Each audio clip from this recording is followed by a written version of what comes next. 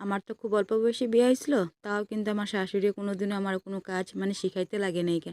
আমি যতটুকু জানতাম মানে কি খুব ভালো মতো করার চেষ্টা করতাম, কারণ কি আমার ভিতরে খুব ভয় আসলো। ভয় মানে কি শ্বশুর শাশুড়ির ভয় না।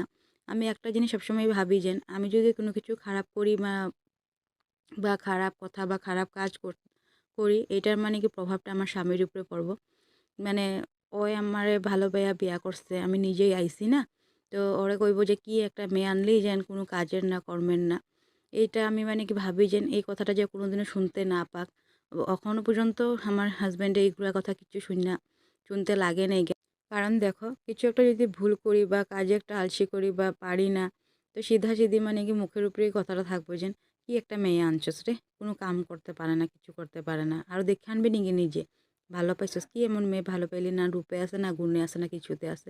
তো আমি সবসময় এই জিনিসটা ভাবতাম যে আমি যে কোনোদিনও ওরে কমপ্লেন দিতে মানে কেউ দেয় না যে এরকম থাকুম।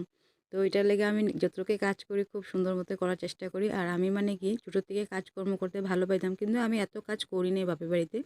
আমার মৌরি যখন করতেছে এরকম আমি কিন্তু করিনি, টুকটাক করতাম বিছনা ওঠানি বা কোনো সময় ধরো রান্না মানা থাকলে, তাও কি ডিম তরকারি ভাত এরকম সিম্পলভাবে। কিন্তু এখানে এই যে নিজে নিজে সব শিক্ষা যেমন ভাবতেই পারিনি, মানে কি অল্প বয়স দিয়ে কোনো কথা না, নিজের উপরে চাপ আইলে না নাকি সব কিছুই শেখা যায়।